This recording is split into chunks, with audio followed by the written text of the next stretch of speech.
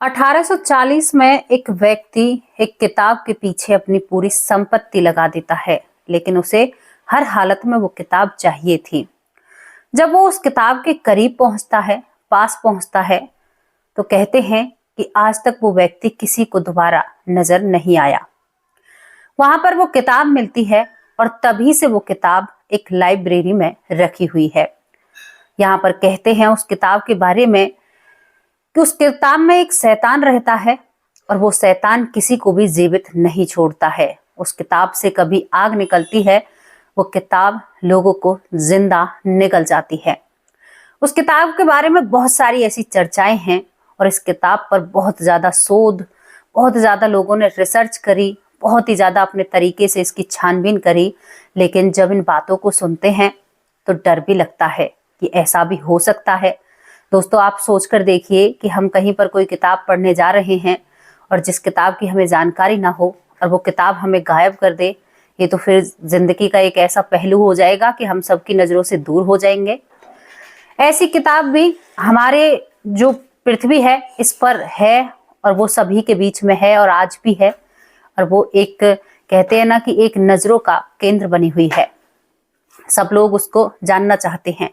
उस किताब को किसी शैतानी ताकत ने लिखा था।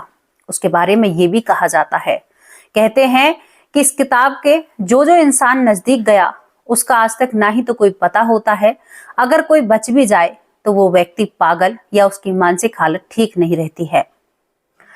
अब जब दूसरे देशों की बात आती है तो ठीक है, हाँ सही है, वहां पर सबूत के तौर पर रखी हुई है। लेकिन जब हमारे देश की बात आए तो एक वो ढोंग है, ढकोसला है। लेकिन सब समय की बात होती है, जिसका समय खराब होता है उसके साथ ये घटनाएं घटित हो जाती हैं, और जिसका समय सही होता है उसकी जिंदगी अच्छे से बीत जाती है। अब हम कहाँ पर थे? इस किताब पर थे। अब आप सोचिए, दिमाग लगाइए, और बिल्कुल भी इस कहानी को सुनकर डर सा लगता है। ऐसा लगता है कि ऐसा भी होता है क्या? कोई किताब किसी को गायब कर सकती है या किसी की मानसिक हालत को हिला सकती है? ये बात काफी सोचने की होती है। ये किताब इतनी भारी होती है कि दो व्यक्ति इसे उठाने पर मजबूर हो जाते हैं। दो व्यक्ति जब उठाएंगे तो तब ये किताब उठेगी और इसके बारे में जानकारी मिलेंगी। कहते हैं वो व्यक्ति पूरी संपत्ति लगा देता है इस किताब को पाने के लिए, और वो जब इसको अकेले में पढ़ता है, अब पढ़ता है या नहीं पढ़ता आज की बात बनी हुई है, लेकिन उसके बारे में कई गाथाएं हैं, कई कथाएं हैं। कहते हैं लोग कि वो व्यक्ति उस किताब के अंदर चला गया, शैतान ने उसको अपने आहोश में ले लिया, शैतान उसको अपने पास ले गया। वो व्यक्ति आज तक उसका कोई भी अता पता नहीं है और वो किसी को भी दिखाई नहीं दिया है। अब ये कौन सी किताब है जो इतना लोगों को डराती है? कोई भी इसके पास नहीं जाता, केवल दूर से ही देखते हैं। बहुत लोग तो ये भी यकीन करते हैं कि हम इसको दूर से भी देखना नहीं चाहते। एक इतनी बड़ी किताब है कि जिसमें बहुत जाने जाती हैं और एक शैतान के हाथों की लिखावट है। एक रात में इस किताब को लिखा गया है, तो कौन सी है आप लोगों के सामने रखते हैं। थोड़ी सी जानकारी आप लोगों को देते हैं, थोड़ी सी जानकारी हमने ली है तो वो जानकारी आप लोगों तक पहुंचाते हैं। अब इस किताब के बारे में जो गाथाएं हैं, जो प्रसिद्ध हैं, ये किताब दरअसल चेक गणराज्य देश की है। अब इस किताब को 13वीं सदी में लिखा गया था एक सन्यासी के जरिए। उस सन्यासी ने इस किताब को लिखवाने की कोशिश की थी। क्या कहानी होती है, क्या किस्सा होता है, क्या ये घटना होती है? और दोस्तों, इसको सच तो हम कहेंगे ही जब सबूत के तौर पर वो किताब आज भी हमारे और आपके बीच में रखी हुई है। 13वीं सदी में एक सन्यासी मठ में रहते हैं। अब सन्यासी का नाम नहीं है, लेकिन सन्यासी मठ के अंदर रहते हैं। लेकिन वो सन्यासी अपने मनमर्जी थे, अपने मन के मुताबिक वो चला करते, वो अपने मन की किया करते। जब ये बात मठ के और सन्यासी देखते हैं तो उन्हें ये बात बहुत बुरी लगती है। इतनी बुरी लगती है कि बहुत दिन देखते देखते अब जो और सन्यासी होते हैं इस सन्यासी के खिलाफ एक कंप्लेंट राजा के पास दर्ज करते हैं, मतलब इसकी शिकायत लगाते हैं। राजा के पास जब सन्यासी की शिकायत लगाई जाती है तो सन्यासी को राजा बुलाते हैं, कहते हैं कि भाई तुम्हें हाजिर होना होगा। यहाँ पर वो सन्यासी राजा के पास जाता है। राजा कहता है कि तुम ऐसा क्यों करते हो? तो सन्यासी कहता है कि मेरा जो मन करेगा मैं वो करूंगा। यहाँ पर जब राजा इस बात को सुनते हैं तो कहते हैं कि हमारे सामने ही तुम इतने लहजे में बात कर सकते हो, तुम्हारी भाषा ऐसी है, तो तुम सच में ही गुनहगार हो। अब हम तुम्हें एक दीवार में चिनवा देंगे या किसी ताबूत में बंद करके जिंदा जमीन में दफना देंगे। जब सन्यासी को ये बात पता चलती है तो भाई राजा के पास बल है, दल है, वो कुछ भी कर सकते हैं। ये बात तो सही थी। सन्यासी अब अपना दिमाग लगाता है। सन्यासी बहुत सारी सिद्धियां, बहुत सारे अनुष्ठान उसे ऐसे आते थे जिनके जरिए वो कुछ भी कर सकता था। अब सन्यासी बहुत सोच विचार में डूब जाता है कि कल तो मैं इस दुनिया से चला जाऊंगा, अब इस राजा से अपनी जान को कैसे बचाऊं। और यहाँ पर वो एक और बात सोचता है कि भले ही मैं इस दुनिया से जा रहा हूं, लेकिन इस राजा को भी मैं ठीक ठाक नहीं छोड़ूंगा। मतलब एक बदले की भावना होती है। इसके बाद जो सन्यासी होता है अपनी जुगत लगाता है। सन्यासी के मन में बदले की भावना हो जाती है कि एक राजा कैसे हमें सजा दे सकता है। अब यहाँ पर वो राजा के सामने एक फरमाइश रखता है, कहता है कि आप मुझे जीवित किस बात पर छोड़ोगे, मतलब मेरी जान कैसे बख्शोगे। राजा कहता है कि तुम्हारी जान क्यों बख्शे, तुमने तो भाई बहुत गलत किया है। तो यहाँ पर सन्यासी कहता है कि मैं आपको एक ऑफर देता हूँ, मैं आपको बताता हूँ कि मैं एक ऐसी किताब लिख सकता हूँ, मेरे पास ऐसी सिद्धि है कि जिस किताब को लिखने के बाद तुम्हारे राज्य का विस्तार होगा, तुम्हारे राज्य में लोग फलेंगे फूलेंगे और सभी को सुविधाएं मिलेंगी उस किताब से। अगर वो किताब मैं तुम्हें लिख कर दे दूं तो क्या तुम मेरी जान बख्श दोगे। अब राजा इस बात की, सन्यासी की बात को सुनकर थोड़े से सोच विचार में पड़ जाते हैं, क्योंकि पहले क्या था, पहले राजाओं को अपना जो राजपाट है वो सही से चलाना था, उनकी जो प्रजा है वो प्रसन्न रहे, खुश रहे, यही हर राजा की इच्छा हुआ करती। अब राजा इस बात पर सोच विचार करते हैं और सन्यासी को कह देते हैं कि हाँ, मैं तुम्हारी जान बख्श दूंगा, लेकिन किताब मुझे एक रात में पूरी चाहिए। अगर तुमने एक रात में वो किताब पूरी नहीं लिखी तो कल तुम तैयार हो जाना, तुम्हें दीवार में चिनवाया जाएगा जैसे जनता फैसला करेगी, या तुम्हें जिंदा ताबूत के अंदर जमीन में दफन कर दिया जाएगा। अब इसके बाद सन्यासी और भी ज्यादा क्रोध में आ जाता है। उसके बाद सन्यासी लिखने की कोशिश करता है। सन्यासी के दो मन हो रहे थे कि क्या पता ये मेरी जान बख्श दे। एक दूसरा मन था कि मेरे से काम नहीं हुआ तो ये राजा मुझे नहीं छोड़ेगा, पक्का मुझे इस दुनिया से दूर भेज देगा। सन्यासी, रात होती है, सभी चीजें सन्यासी को दे दी जाती हैं। सन्यासी इस किताब को चमड़े पर लिखता है, वो भी गधे का चमड़ा होता है, जो गधे की खाल होती है उस पर इस किताब को लिखना था।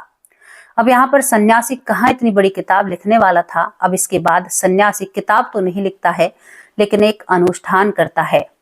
अनुष्ठान क्यों करता है? एक कहते हैं ना कि उससे बदला लेना था राजा से। यहाँ पर सन्यासी अपनी जो जिंदगी है, अपनी जान दाव पर लगा देता है और यहाँ पर वो एक शैतान को प्रसन्न करने में कामयाब हो जाता है। अनुष्ठान से शैतान को बुलाया जाता है। जब शैतान आता है तो वहां उन दोनों के सवाल जवाब होते हैं। जो सन्यासी है वो कहता है कि मुझे तुमसे कुछ काम है, मुझे एक किताब लिखनी है, इसमें तुम्हें मेरी मदद करनी होगी। शैतान कहता है कि तुम्हें पता है कि मैं बिना सौदे के कोई भी काम नहीं करता हूँ। दोस्तों, डर सा लगता है बहुत, कैसे उसने बात की होगी। तो वो कहता है कि तुम्हें पता है कि बिना सौदे के मैं कोई भी काम नहीं करता हूँ, तो तू मुझे सौदा बता।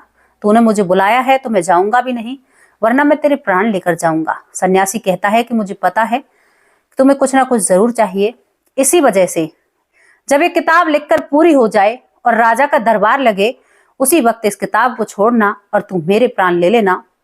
जो मेरी आत्मा है वो तेरे बस में हो जाएंगी। सन्यासी का यह सौदा पूरा हो जाता है और इस सौदे पर अब काम शुरू हो जाता है। इस किताब को लिखना शुरू हो जाता है और मैं आपको बताऊंगी, ये जितनी बड़ी किताब है, इस किताब का वजन करीबन 85 किलो होता है। और यहाँ पर इस किताब में 160 गधों का जो चमड़ा होता है वो इस्तेमाल किया जाता है। तो आप लोग सोच कर देखिए, एक इंसान के तो इतनी बस की बात नहीं है, 160 गधे कहाँ से आए पूरी रात में, किन लोगों ने उसका चमड़ा उतारा और कैसे लिखाई करी। तो यहाँ पर ये बात बनती है कि ये किताब शैतान ने ही लिखी है। अब इस कहानी पे आगे चलते हैं। सन्यासी आज आखिरी नींद लेना चाहते थे, वो सो जाते हैं और शैतान अपने काम पर लग जाता है। शैतान के लिए कोई बड़ी बात नहीं थी। शैतान उस किताब को लिखता है और लिखते लिखते सुबह हो जाती है। 4 जब बजते हैं तो शैतान उस किताब को पूरा करके वहां से चला जाता है। जो सौदा पक्का हुआ था, अब उस सौदे पर काम होना शुरू हो जाता है। इसके बाद सन्यासी जो होते हैं उठकर 4 बजे आज वो अपना आखिरी दिन सोच रहे हैं, क्योंकि पता है कि शैतान से जो वादा किया है उस वादे को कोई नहीं झुठला सकता। मुझे आज जाना है और सन्यासी उस किताब को आखिरी बार देखना चाहते हैं। कहते हैं सन्यासी ने जब उस किताब को पहली बार खोला और देखा तो सबसे पहले उस शैतान की खुद की फोटो होती है। यहाँ पर उस किताब में बुराइयां और अच्छाइयां दोनों लिखी गई थी, लेकिन उस किताब में शैतान की पूजा की विधि और शैतान को कैसे प्रसन्न किया जाता है ये सारी चीजें लिख जाती हैं। यही सब कुछ सन्यासी हैं जो चाहते थे, शायद कहीं ना कहीं बदले की भावना से उन्होंने ये किया था, लेकिन अगर प्राणों की वजह से करते तो वो काम ये नहीं करते, वो राजा से ही क्षमा मांगते या कुछ और करते, लेकिन उसने एक बदले की भावना थी। अब इसके बाद क्या होता है, जो सन्यासी होता है इस किताब को देखकर डर जाता है, क्योंकि सन्यासी इतना कुछ नहीं चाहता था जितना कुछ इस किताब में हो चुका था। इसमें अच्छाइयां भी लिखी होती हैं, लेकिन बुराइयां भर भर के लिखी हुई थी। कई अनुष्ठान, कई सारी ऐसी चीजें, विधि, कैसे शैतान है उसको कैसे खुश किया जाता है, ये सब कुछ होता है। और सुबह हो जाती है। सुबह होने के बाद जो राजा के दूत होते हैं, सैनिक होते हैं, वो देखने आते हैं। इस किताब को उठाकर दरबार में ले जाया जाता है। जैसे ही ये किताब दरबार में खुलती है, ऐसे ही सन्यासी एक तरफ लुढ़क जाते हैं, वो इस दुनिया से चले जाते हैं। मतलब वो शैतान उसकी आत्मा को अपने बस में कर लेता है। ये देखकर राजा हैरान और परेशान हो जाता है। राजा को लगा कि इस किताब को खुलने से सन्यासी की मृत्यु हो गई। तुरंत उस किताब को बंद कर दिया जाता है। अब यहाँ पर जितने भी उस राज्य में जाने माने लोग थे जो इन चीजों के बारे में जानते हैं, वो सभी अब इस किताब की लंबाई, इस किताब को जानने की कोशिश करते हैं। लेकिन जो भी राजा का एक चालाक और एक पढ़ा लिखा इंसान इसके पास जाता है, या तो वो पागल हो जाता या वो गायब हो जाता। ये एक राज बनकर दुनिया के सामने आती है, क्योंकि इसको कोई पढ़ ही नहीं पाता है। आज तक भी ये किताब किसी ने पूरी नहीं पढ़ी है। आज तक इस किताब को पूरा नहीं पढ़ा गया है। इसके बाद जो वहां के लोग होते हैं, राजा के राज्य में जितने भी समझदार लोग होते हैं, जैसे कि आज हमारे जो शोध करता है, रिसर्च करता है, उसी तरह उस टाइम भी लोग हुआ करते, कई चीजों पर छानबीन किया करते। अब वहां पर इस किताब को नापा जाता है। इस किताब को अब आप लोगों को बता दें, 310 पन्ने थे जो चमड़े से बने हुए थे। इस किताब की 36 इंच लंबाई थी और इस किताब की 20 इंच चौड़ाई थी। और यहाँ पर 160 गधों का जो इसमें चमड़ा था वो लगा हुआ था। यहाँ पर 85 किलो 85 किलो इसमें वजन होता है। दोस्तों बहुत बड़ी बात हो जाती है। इस किताब को एक व्यक्ति तो उठा ही नहीं सकता। ये इतनी भारी और इतनी बड़ी किताब होती है। इस सब चीज की जांच कर ली थी, लेकिन किसी की हिम्मत नहीं होती थी उस राज्य में कि इस किताब को खोलकर पढ़ा जाए। राजा को सारी बातें समझ में आ जाती हैं। कई चीजों से इस किताब को रोका जाता है। अब आप लोगों को इस किताब का नाम भी बता दूं, क्योंकि मैंने आप लोगों को इस किताब का नाम नहीं बताया है। इस किताब का नाम डेविल बाइबल है। एक बुराई की किताब, एक शैतान की किताब। इसको शैतान की किताब कहा जाता है। और एक जो अच्छाई की किताब है, जिसे हमारे जो क्रिश्चियन भाई हैं वो पढ़ते हैं, जो होली बाइबल होती है। होली बाइबल और इस किताब का नाम डेविल बाइबल। ये किताब, इसे शैतान की किताब, बुराई की किताब कहा जाता है। और ये आज भी जो लाइब्रेरी है उसमें रखी हुई है, लोगों की देखने का सामान बन चुकी है, लेकिन इसको पढ़ने की किसी की भी हिम्मत नहीं होती है। हालांकि कुछ लोग कहते हैं कि जो वहां की सरकार है इस किताब से कुछ मदद लेती है, कुछ लोगों का कहना है, लेकिन ये बात वो लोग जाने। ये चिक गणराज देश की किताब है। दोस्तों इसके बारे में जब सुनते हैं तो डर भी लगता है। आप सोचकर देखिए, बताने वाले आज भी जो इस पे शोध करते हैं, कई लोगों ने आज तक इसकी जांच पड़ताल की, नापा, तोला, लंबाई, लेकिन पढ़ा किसी ने भी इसको पूरा नहीं है। कोई भी इसको पूरा नहीं पढ़ पाता। इस सदी में भी कहते हैं कि इसको पढ़ने से लोग पागल हो जाते हैं। आज भी ये बात बरकरार है। सच्चाई पर इसलिए रखी गई है क्योंकि आज भी ये हमारे और आपके सामने है। अब क्या आप लोग इस किताब को पढ़ना चाहते हैं? दोस्तों यहाँ पर भी आप किसी लाइब्रेरी में काले जादू की ऐसी किताबें बहुत सारी होती हैं जिन पर लिखा जाता है, अनुष्ठान लिखे जाते हैं।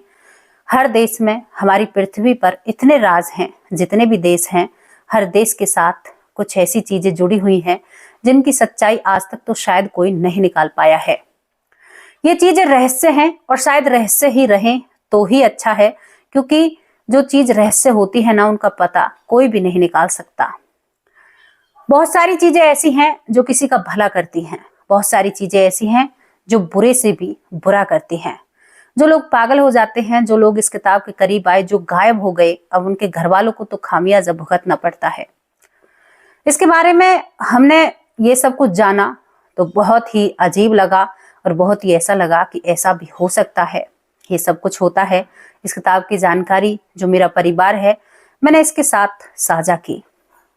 मैं यहाँ पर जितनी भी घटनाएं, जितनी भी जानकारी लेकर आती हूँ, केवल अपने परिवार को रोशनी में लाने के लिए लाती हूँ।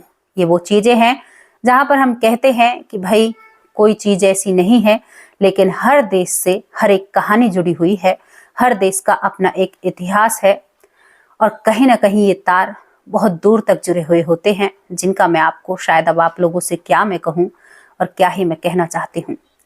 दोस्तों, यहाँ पर इस किताब की कहानी खत्म हो जाती है। बहुत सारे लोग इस किताब का पीछा करते हैं क्योंकि बहुत लोगों को लगता है, वहां के लोगों को, कि हम शैतान को खुश कर कर अपनी जिंदगी को बढ़िया बना लेंगे।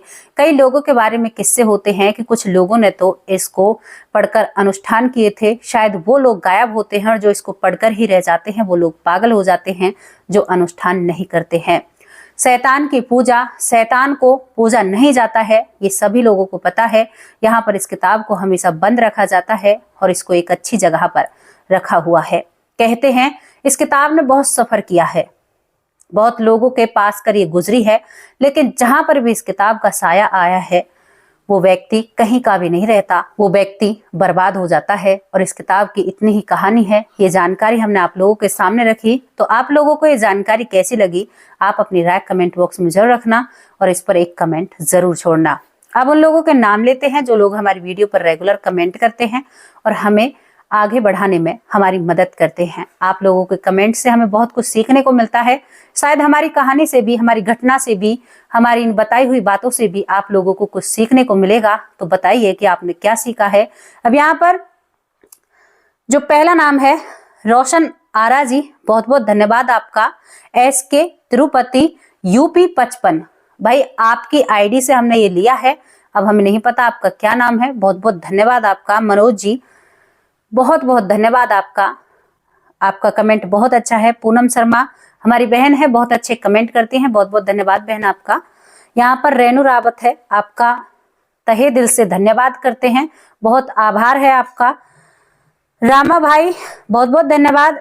चंदन कुमार जी बहुत बहुत धन्यवाद आपका, आभार प्रकट करते हैं। बहुत अच्छा लगता है जब आप लोगों के कमेंट आते हैं। उर्मिला खड़का जी, आपका हम रोज नाम लेते हैं, आपके रेगुलर कमेंट आते हैं। उर्मिला जी आपका बहुत आभार प्रकट करते हैं, बहुत बहुत धन्यवाद करते हैं आपका। रेणु शर्मा जी बहुत बहुत धन्यवाद आपका। सुधा शर्मा, सुधा हमारी बहन है, ये भी हमारी वीडियो पर रेगुलर कमेंट करती है, कहती हैं कि आपकी वीडियो बहुत सुलझी हुई और बहुत अच्छी होती है, आप बहुत अच्छी जानकारी देती हैं। सुकंतला जी, सुकंतला हमारी बहन है जो रेगुलर कमेंट करती हैं, हमसे बड़ी हैं। आपका आशीर्वाद हमारे लिए काफी है, आप हमेशा अपना आशीर्वाद हमारे ऊपर बनाए रखना और आपके कमेंट रेगुलर आते हैं, बहुत बहुत धन्यवाद आपका। सुरेखा पालकर जी, तहे दिल से आपका शुक्रिया अदा करते हैं। आपके कमेंट रेगुलर आते हैं और आपके कमेंट बहुत ही अच्छे होते हैं, प्रेरणादायक होते हैं, बहुत बहुत धन्यवाद आपका। सुमन लता हमारी बहन है, सुमन लता बहुत बहुत धन्यवाद आपका, आपका भी शुक्रिया अदा करते हैं। राजेंद्र सिंह जी आपका बहुत बहुत धन्यवाद, आपके कमेंट बहुत अच्छे होते हैं, बहुत प्रेरणादायक होते हैं, आपको वीडियो बहुत पसंद आती हैं। और ये भाई हमारे कहते हैं, राजेंद्र सिंह जी कहते हैं कि दीदी मैं आपकी रेगुलर वीडियो देखता हूं, हालांकि मुझसे कमेंट नहीं हो पाते हैं, तो कोई बात नहीं भैया, आप वीडियो तो देखते हो, बहुत अच्छा लगता है। महेंद्र जी भी यही बात कहते हैं कि हम आपकी वीडियो रेगुलर देखते हैं लेकिन कमेंट नहीं हो पाते हैं। आपका बहुत बहुत धन्यवाद, तहे दिल से आपका शुक्रिया अदा करते हैं। यहाँ पर तारक चंद जी पलवल से हैं, इन्होंने कई वीडियो पर और बहुत अच्छे कमेंट किए हैं। इन्होंने कहा है कि किसी को भरोसा हो या न हो, हमें इन सारी बातों पर भरोसा है क्योंकि कई चीजें हमने अपनी आंखों से देखी हैं। तो तारक चंद जी आपका बहुत बहुत धन्यवाद करते हैं, आपका कमेंट बहुत अच्छा होता है, बहुत ज्यादा प्रेरणादायक होता है। अब आप लोगों से विदा लेते हैं, कल फिर हाजिर होंगे। और दोस्तों अब जाने का वक्त हो चुका है। बहुत लोग जो हमारी वीडियो पर जैसे भी कमेंट करते हैं, ठीक है भाई, लेकिन जो हमारा परिवार है वो बहुत अच्छे कमेंट करता है। और परिवार जिस चीज पर खरा उतरता है ना, अगर परिवार का साथ हो तो किसी को कोई नहीं हरा सकता। तो मुझे वो परिवार का साथ मिल रहा है और बहुत खुशी होती है जब अपने परिवार का साथ होता है। अब आप लोगों से सभी से विदा लेती हूँ। नमस्कार, जय हिंद, जय भारत।